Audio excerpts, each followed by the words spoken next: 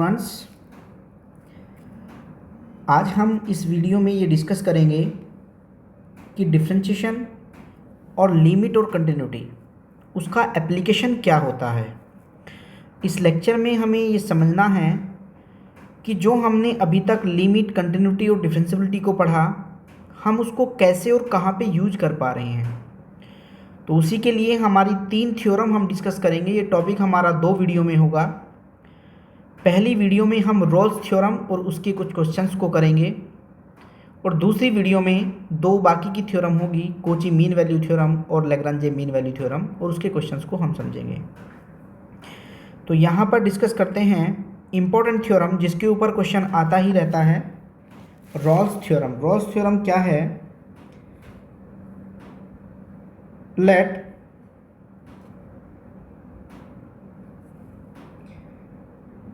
A function f(x)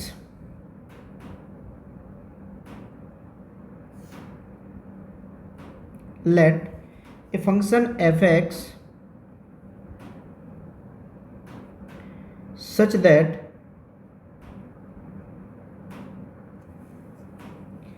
condition number 1, f(x) is continuous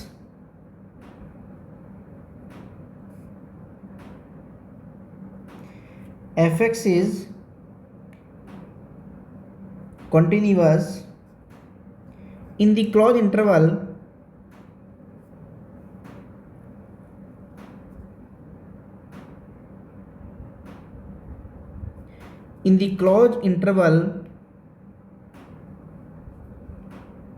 A B.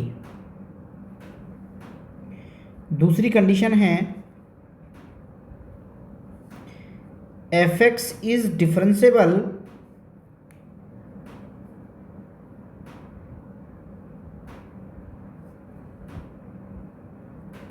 in the open interval।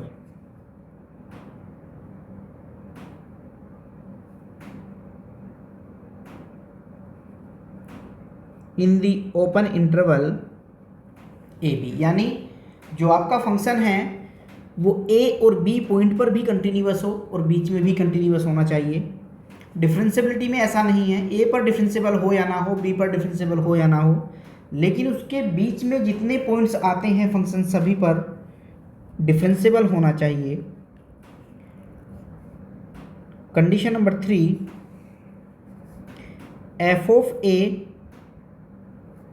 बराबर F of B, यानी function A और B पर दोनों equal value दे, then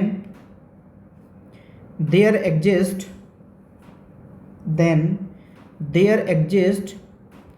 eight least one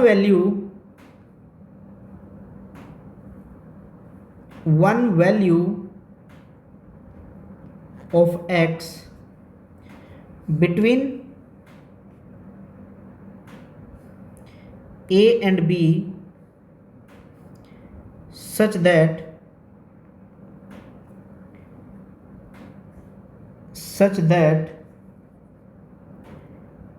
f dash c equals to 0, where c is lie between A and B, यानी for all c belongs to in the interval a b।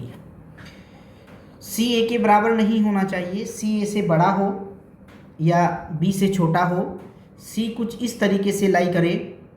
अगर ये properties satisfy हो जाती हैं तो हम ये कह सकते हैं कि हमारी रोल्स की थ्योरम वेरीफाई हो रही है। यानी मैं नोट करके लिख देता हूँ कि the Rolle's theorem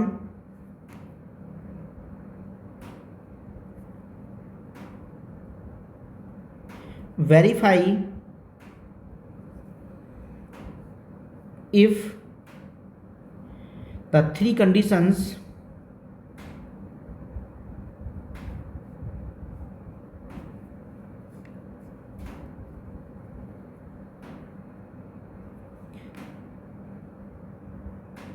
three conditions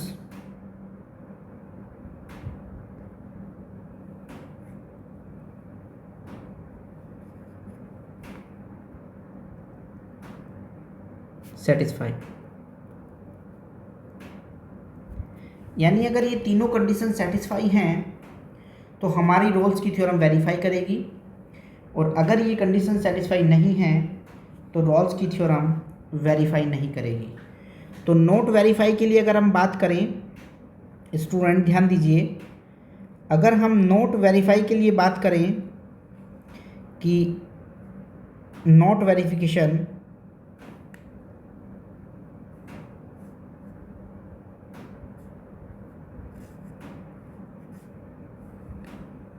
not verify the Rawls theorem, अगर हम इसके ऊपर बात करते हैं तो पहला,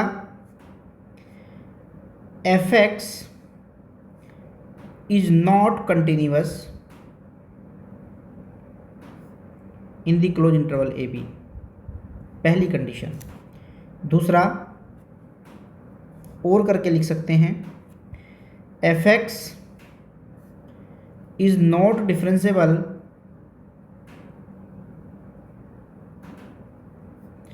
in open interval a b, और तीसरा, अगर f of a बराबर f of b नहीं है तो भी वेरीफाई नहीं होगा।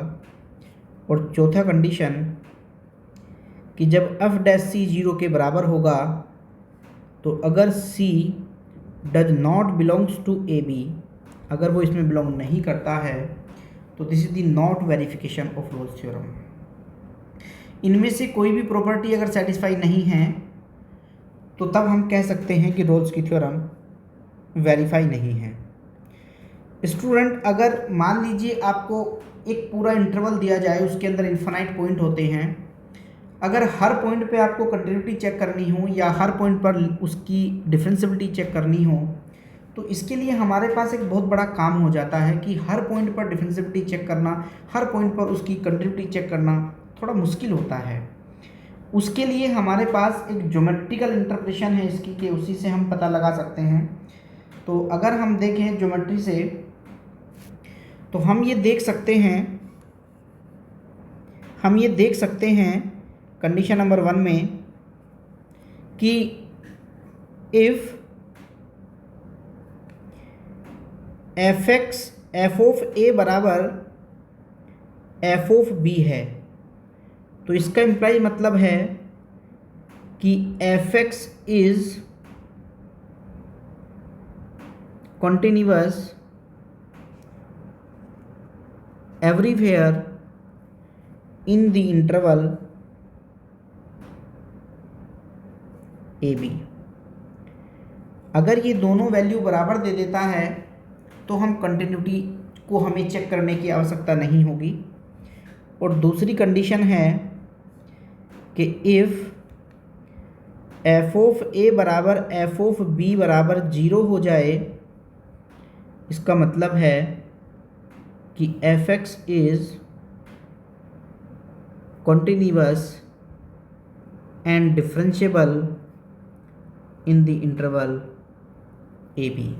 अब हमें ना कंटिन्यूटी को चेक करना है और ना डिफरेंशियबिलिटी को चेक करना है, ये प्रॉपर्टी को सेटिस्फाई करवाइए तो हमें पता चल जाएगा कि फंक्शन कंटिन्यूअस भी है और डिफरेंशिएबल भी है। स्टूडेंट ध्यान दीजिए, एवरी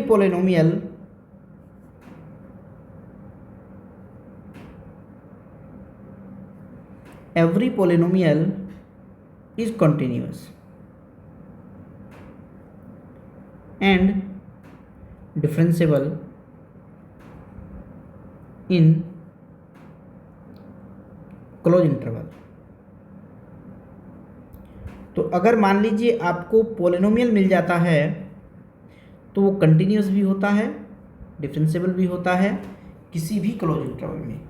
तो स्टूडेंट, अगर मान लीजिए आपको पॉलिनोमियल मिल गया तो उसको भी हर पॉइंट पर चेक करने की आवश्यकता नहीं है, आप उसको इस तरीके से ही देख सकते हैं। अब हम एक क्वेश्चन लेते हैं और अप्लाई करके देखते हैं कि हम किस तरीके से इस थ्योरम को वेरीफाई करवा सकते हैं।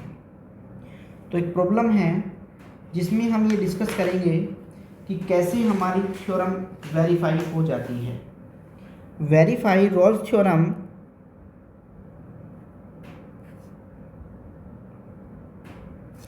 Verify Rolle's theorem of the function f(x) equals to x minus 4 to the power 5 and x minus 3 to the power 4 in the interval 3 to 4। अगर हम इसके सॉल्यूशन को देखें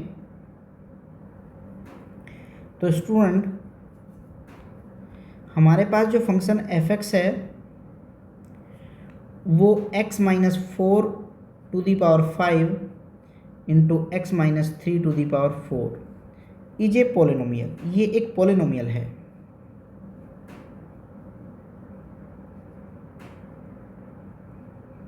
ये एक पॉलिनोमियल है और every polynomial is continuous and differentiable. But अगर हम देखें यहाँ पर कि f ऑफ a मतलब f ऑफ 3 कितना है, तो जैसे ही मैं 3 रखूँगा तो वो 0 आएगा। मैंने देखा f ऑफ b मतलब 4, तो वो रखा मैंने तो 0 आएगा। Since f of a f of b equal 0 आया, so the function is differentiable and continuous in the interval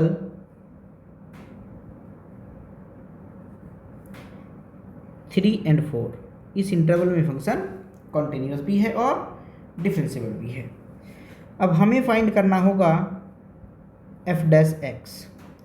अगर हम f डैश एक्स कैलकुलेट करेंगे, उसका डिफरेंशिएशन करें, तो दो फंक्शन प्रोडक्ट में आए हैं। एक फंक्शन ये है और दूसरा फंक्शन ये है। दो फंक्शन है मेरे पास, दोनों फंक्शन प्रोडक्ट में आए हैं, तो मुझे प्रोडक्ट का रूल देना पड़ेगा। तो प्रोडक्ट के रूल से अगर मैं ये डिफरेंशिएशन करता हूँ तो 5x minus 4 to the power 4 x minus 3 to the power 4 plus x minus 4 to the power 5 and 4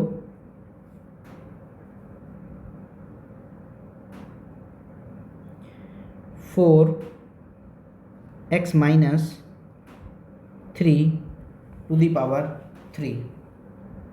तो इसका मतलब ये हुआ कि हमारा जो डिफरेंशिएशन है वो कुछ इस फॉर्म में आ गया है।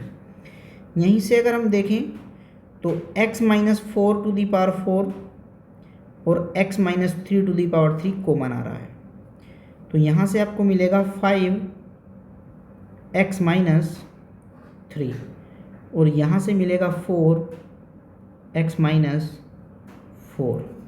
थोड़ा सा और अगर हम इसको सिंप्लीफाई करें तो कुछ इस तरीके से आ रहा है स्टूडेंट कि x minus 4 to the power 4 x minus 3 to the power 3 5x minus 15 plus 4x minus 16। यानी इसको और थोड़ा सा सिंप्लीफाई करें तो 4x minus 3 to the power x minus 3 to the whole power is 3। और जब हम इसको पूरा सॉल्व करेंगे तो ये हो जाएगा 9x, ये होगा 9x माइनस 31। स्टूडेंट क्योंकि हमारे पास कोई रियल नंबर c होता है तो let any number c replace then f dash c equals to c minus 4 की power 4 c minus 3 to the power 3 and 9c minus 31। Using Rolle's theorem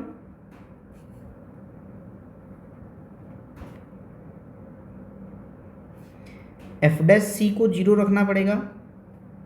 इसका मतलब ये है अगर मुझे f डैश c को 0 रखना है तो इसका मतलब है c minus 4 to the power 4 c minus 3 to the power 3 9c minus 31 equals to 0। इसका मतलब हो जाता है c इक्वल 4 होगा और c इक्वल 3 होगा और c इक्वल 31/9, यानी अगर मैं 31 को 9 से डिवाइड कर दूँ तो 3.44 होगा।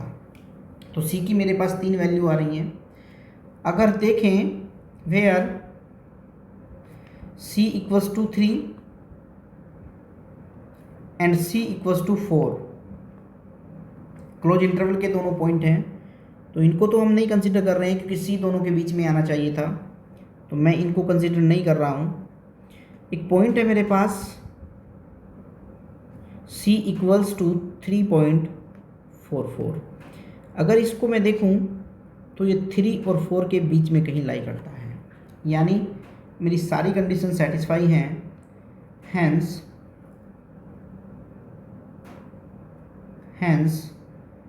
रॉल्स थ्योरम इज वेरीफाई, यानी रॉल्स की थ्योरम वेरीफाई हो गई है क्योंकि ये c जो आया वो इस इंटरवल के कहीं बीच में आ रहा है। मुझे 3 नहीं चाहिए, मुझे 4 नहीं चाहिए, c उस इंटरवल के कहीं बीच में होना चाहिए। अगर c उसके बीच में आ जाता है तो हम कहते हैं रॉल्स की थ्योरम वेरीफाई हो गई है। एक और क्वेश्चन लेते हैं स्टूडेंट, इम्पोर्टेंट प्रॉब्लम है ये भी। तो एक और एग्जांपल है हमारे पास। क्वेश्चन ये है कि f(x) equals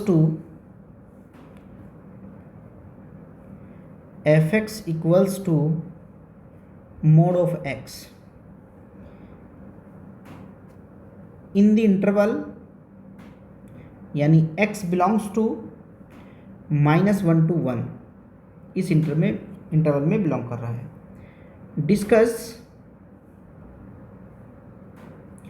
discuss Rawls theorem,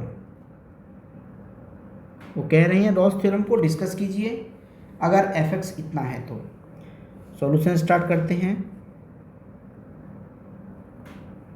अगर हम यहाँ पे देखें f(x) हमारे पास एक फंक्शन है, वो दिया है mod of x। mod of x की हमारे पास एक डेफिनेशन होती है, पहले भी हमने डिस्कस की है। जब x 0 से छोटा होता है तो -x होता है, जब x 0 के बराबर होता है तो 0 हो जाता है, और जब x 0 से बड़ा होता है तो ये x वैल्यू लेता है। तो इस तरीके से हमारा फंक्शन इस इंटरवल में आ रहा है।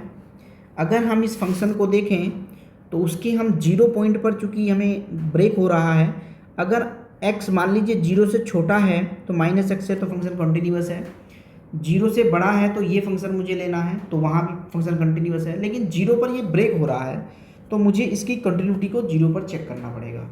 तो जैसे ही मैंने देखा कि मैं f(1) को चेक करूं,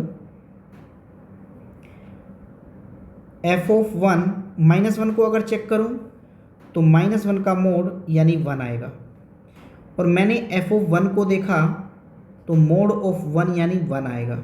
मैं देख पा रहा हूं कि जो f(-1) मतलब f(a) है और जो f(1) है वो दोनों आपस में बराबर आ गए हैं। इसीलिए मैं ये कह सकता हूँ, इसका मतलब ये हो गया है कि इसका मतलब ये हुआ कि जो f(x) है is continuous in the interval -1 to 1, but f(-1) equal f(1) not equals to 0, ये 0 के बराबर नहीं आया है।